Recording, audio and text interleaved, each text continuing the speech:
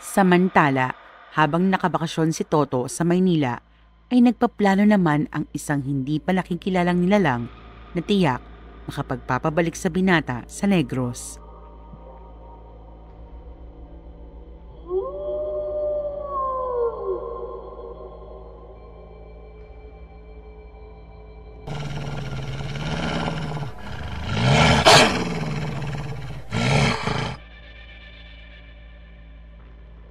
Kailangan samantalahin ang pag-atake habang nasa Maynila ang anak ni Pido.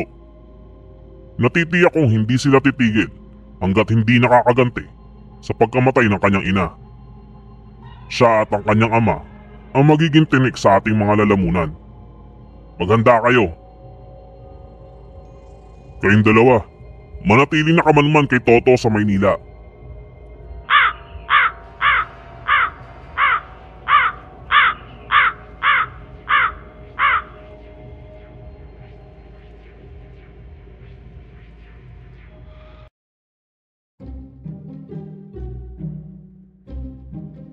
Kinabukasan ay nagising sila Toto sa amoy ng niluluto ni Gemma. "Good morning!" Nakangiting bati ng dalaga. Hindi maiwasang mapatitig ni Toto. Ang laki na ng pinagbago ni Gemma. Bagamat simple, ay litaw ang kagandahan nito lalo't nakapusod at nahahawi ang buhok na tumatabing madalas sa kanyang mukha. "Hoy, sabi ko good morning." Good morning din. Akala ko may pasok ka ngayon. "Off ko pala. Sa sobrang busy ko sa trabaho, nakalimutan kong may off pala ako."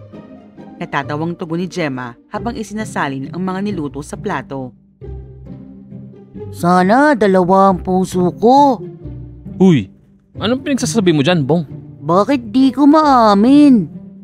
Naku ba, nakakainis ka na ha? "Bakit ba?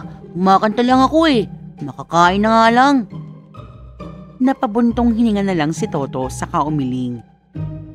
Nagsimula na itong maglikpit ng tinulugan habang tinulungan ng malibong si Gemmang maghain. Siya nga pala, kailan mo pala balak yung salo-salo para sa mga kapitbahay mo? Sa linggo sana. Kinausap ko na si Pastor para makapag-service at maka-attend ng mga tao bago ang kainan. Magandang ideya yan. Mamaya, sasamahan ka namin ni Bong. Mamili tayo ng mga gagamitin at papremyo para sa games. Bago kami umuwi sa kondo namin. Uuwi na kayo?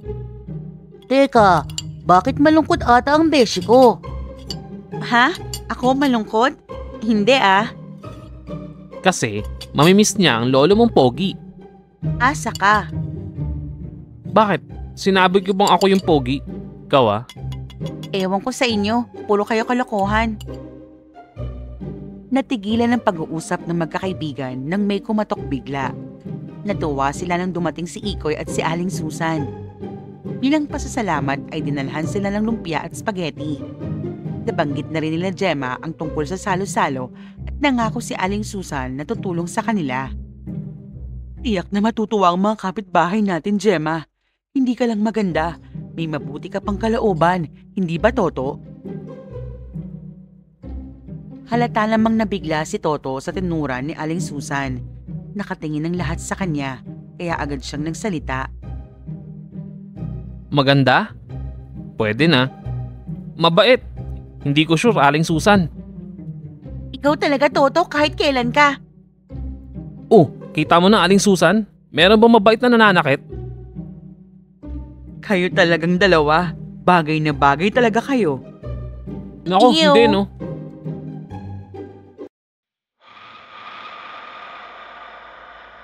Patuloy naman ang mga balita patungkol sa mga nawawala sa Negros. Kasabay nito ang mga bangkay na natatagpuan na wala ng lamang loob. "Ano nang balak mo, Pido?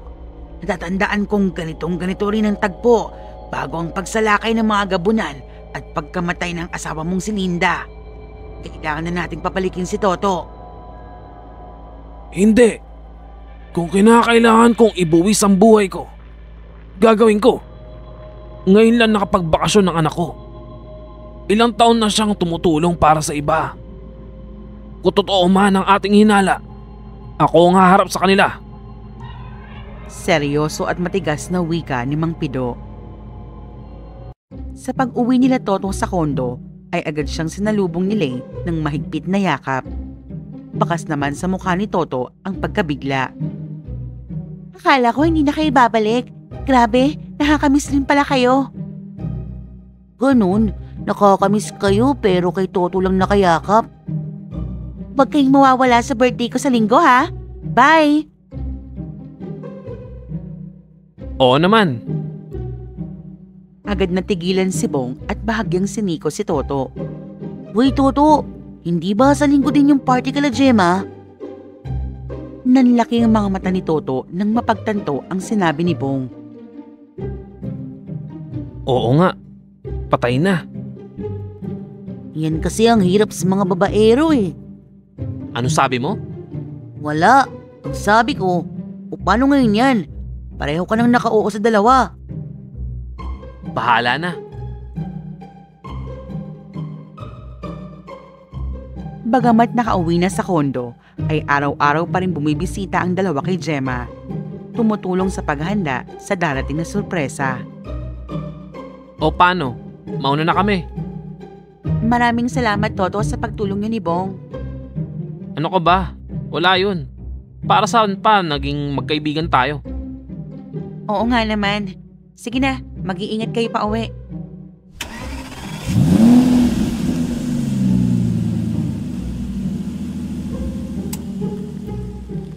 Bakit kaya ganon ang mga tingin mo, Toto? Sadyang nakakatunaw. Wala nga bang ibig sabihin ng mga yon? Kaibigan na lang ba talaga ako sa'yo?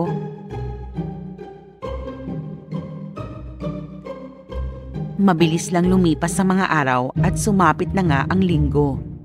Maaga pa lang ay naghahanda na si Gemma at sinigurong maganda siya sa araw na yon. Lahat ay nasa may basketball court. Masayang masaya, nagkwekwentuhan at nagsasayawan ng iba. Si Gemma naman ay hindi mapakali sa pag-aantay sa pagdating ng mga kaibigan. Huwag kang mag-alala, darating si Toto. Hindi ba nangako siya? Oo. Baka na traffic lang siguro. Gusto mo siya ano? Ha? Ano yun, Aling Susan? Huwag mo nang itanggi. Parehas tayong babae at napagdaanan ko rin ang mga bagay na yan, Gemma.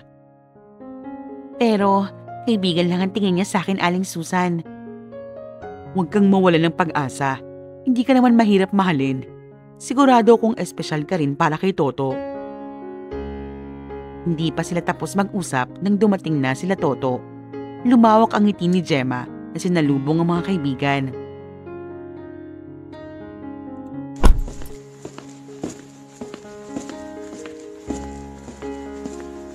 Mabuti naman dumating kayo. Akala ko hindi nyo na ako sisiputin eh.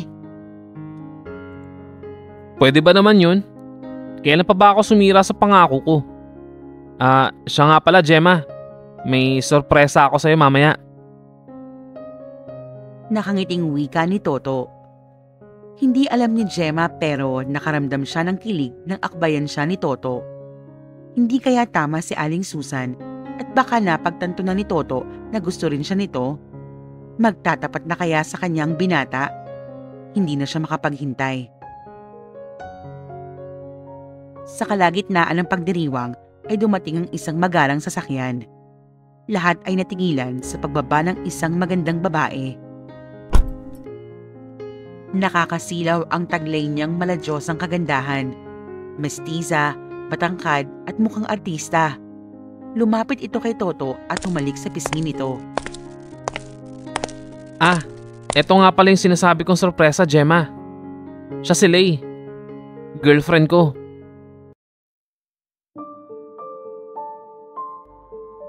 Nanginginig si Gemma at ramdam niya ang pag-init ng kanyang buong katawan.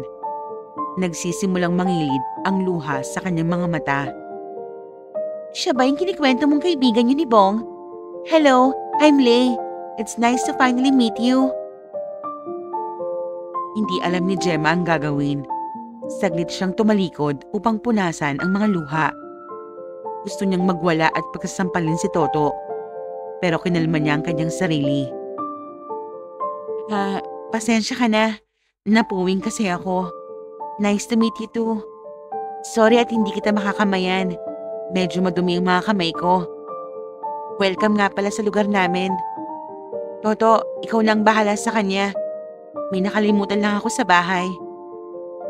Palusot ni Gemma saka naglakad palayo. Walang kamalay-malay si Toto sa sakit na nararamdaman ni Gemma. Magiliw nitong ipinakilala sa lahat si Lay. Wala namang masabi ang mga taga roon dahil mabait din naman ito at kahit nuknukol ang ganda ay hindi ito maarte at suplada.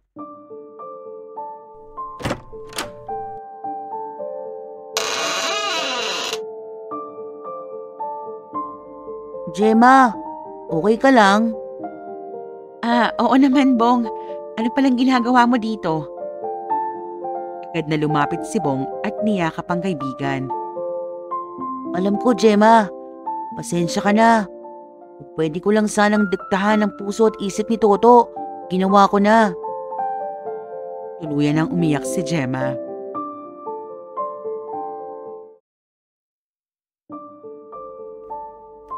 Nang huminahon ay bumalik na sila sa basketball court.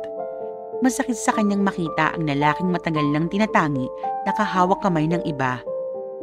Ipinatong ni Bong ang kamay sa balikat ni Gemma, saka siya tinapik at tumango. Maraming salamat muli sa pagtulong niyo, Toto. Congrats pala sa inyo ni Lay. Sana makasama ka rin naming pabalik ng Negros, Gemma, nang makapag-bonding naman tayo. Sasama ka sa Negros? Oo, ipapakilala ko siya kay Itay. Tiyak kong magugulat silang lahat. Baka pwedeng mag-leave ka para makasama ka sa amin pauwi. Hindi pwede. Kakalib ko lang, di ba? Masaya ako para sa inyo. Ikamusta mo na lang ako kay Tia Lydia. Sige, umuwi na kayo. Baka gabihin pa kayo. Nakangiting wika ni Gemma. Sa likod ng mga pilit ng ngiti ng dalaga ay ang umiiyak at nagdurugo niyang puso.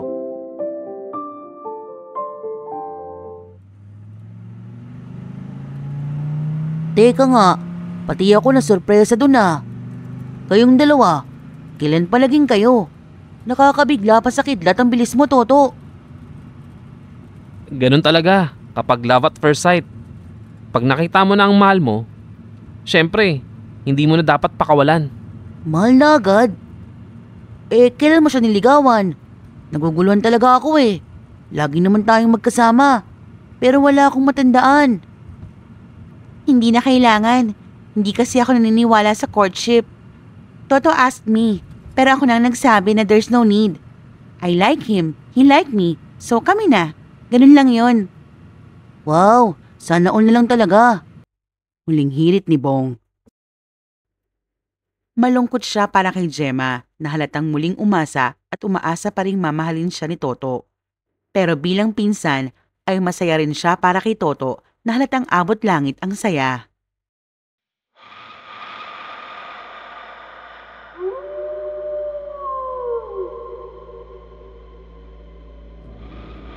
Mahimbing nang natutulog ang karamihan sa barangay nila Toto. Agad nagising si Mang Pido nang kumulo bigla ang lanang suot niya.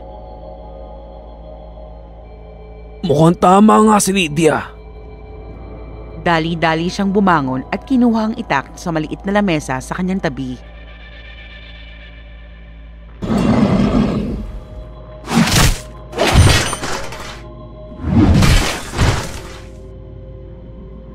Nalinti ka na! Sigaw ni Mang Pido.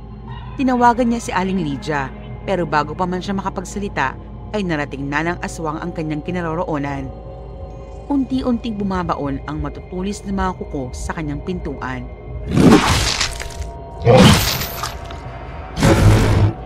Hindi ako natatakot sa'yo! Aswang ka!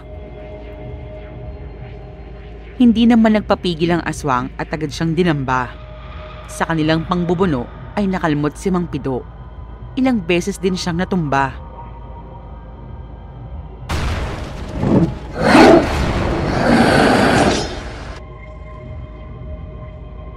Iyan lang ba ang kaya mo? duguan at nangihinang wika ng matanda. Gamit ang natitirang lakas ay inabot ni Mang Pido ang nahulog niyang itak. Buong lakas niyang tinaga ang braso ng aswang na ininda ng nilalang. Umpisa pa lang to, Pido. Kaya maghanda na kayo ng anak mong pabibo. Agad na umalis ang aswang matapos marinig ang ingay ng mga taong paparating.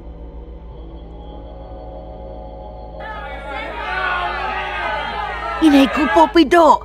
Tulungan niyo ako mga kapitbahay! Tulong! Nag-aalalang sigaw ni Aling Lydia.